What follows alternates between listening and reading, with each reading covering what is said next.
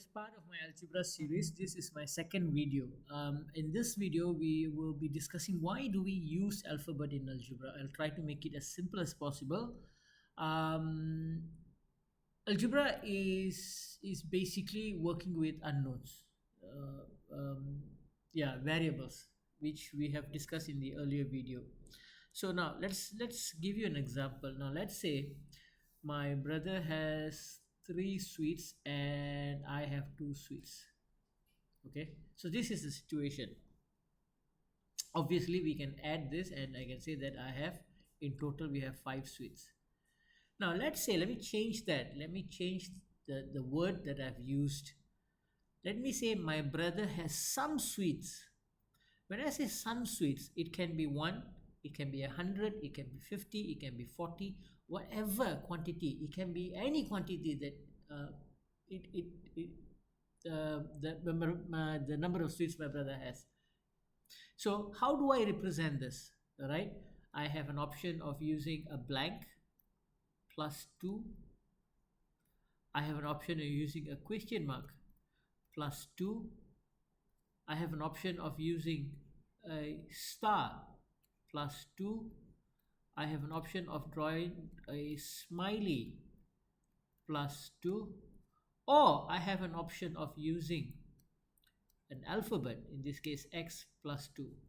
All these options are fair game, which means we can use any of these options. Now, when it comes to the real world, when we actually deal with algebraic problems more complicated than this, we needed some sort of standardization.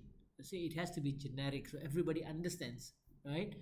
There is the reason why we use alphabet as a means of representing an unknown value. Therefore, we use alphabets to represent that unknown value. Okay, so that's one of the reasons. And the second reason I can see is when we have a relationship between two variables. For an example, if I give you two of something, okay, and you give me uh, three of something, I give you three of something, you give me four of something. I give you 6.5 of something and you give me 7.5 of something. As you can see there is a relationship that is going on here. Now what is that relationship? The relationship is whenever I give you something, whenever I give you something, whenever I give you something,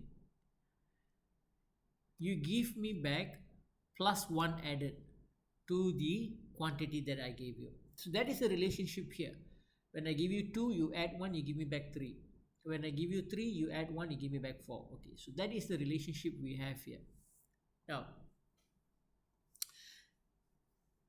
we can show this relationship. We can show this relationship in the form of algebra. So in this case, x represents the quantity that I am going to give you, because this is the quantity that is unknown. It can be 2, it can be 6.5, it could be any value. But this is something which is certain because I just have to add 1 to get that value. So in this case, we can write an equation saying y would be the dependent variable, right? Y would be the dependent variable because it depends on the input of x, and x becomes the independent variable because it takes any value depending on the scenario. So it's independent of any constraints. In this case, like for example, I just simply chose 2, I simply chose 3 and 6.5. I could have chosen any value that I wanted, right? So y on the other case will be dependent because it is x plus 1. So this is another reason why we use alphabets to show a relationship. And I don't think there's any other way that we can show a relationship more beautiful than this. I hope this video has been of some use to you. Let me know in your comments.